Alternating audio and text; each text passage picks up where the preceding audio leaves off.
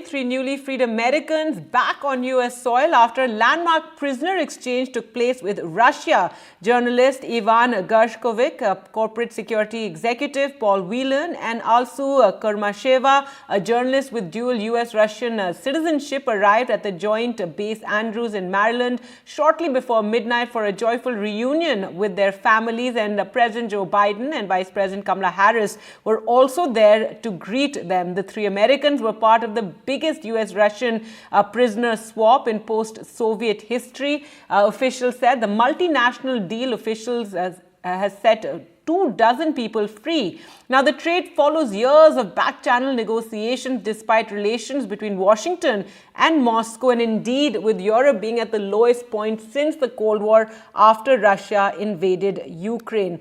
To talk more about this, we're now joined by Deborah Ball, the Asia editor of the Wall Street Journal. Thank you so much, Ms. Ball, for joining us. And this must be a very, very happy moment for you, given that you have worked with, that you know, Mr. Ivan Gershkovich.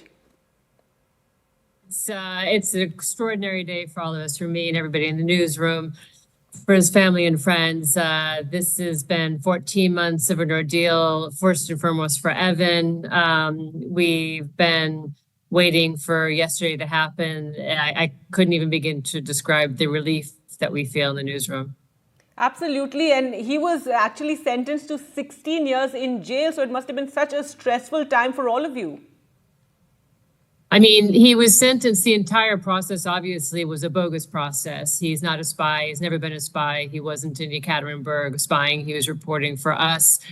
We know very well that this was a political act by Vladimir Putin. He wanted a bargaining chip, a pawn, somebody who could trade particularly for Vadim Krasikov. This is exactly what happened. I think that the exchange yesterday exposes for the whole world to see the fact that Putin is very willing to take Westerners in order to achieve his political goals.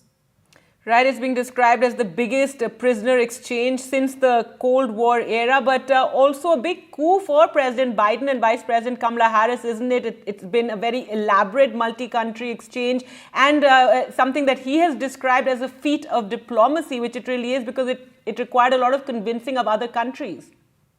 It did involve 6 countries at the end of the day. There were Russian spies being held in Norway and Poland who were involved. Of course, the Germans were absolutely instrumental in making this happen since they were at the center of this.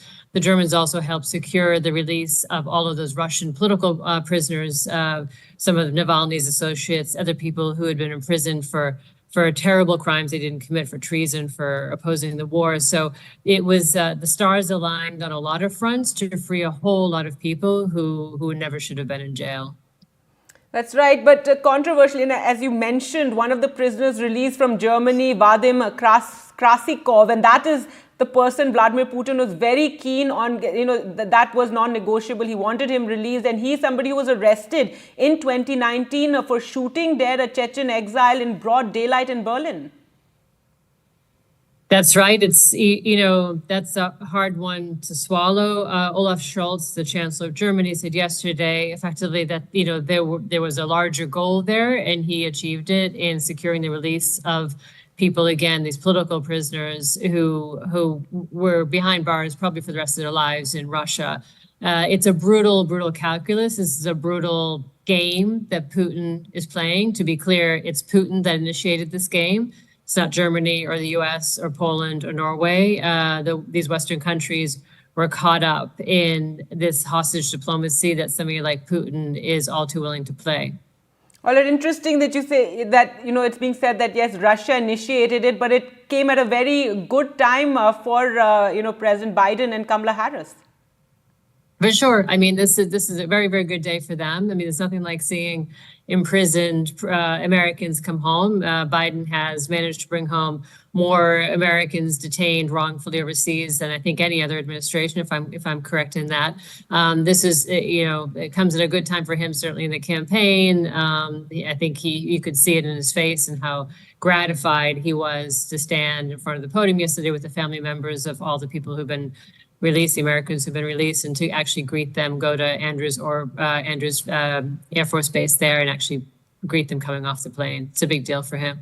Right. And finally, larger picture, what does this mean for relations between Russia and the West, which have been strained since the, war in Ukraine? Or will this have any effect at all?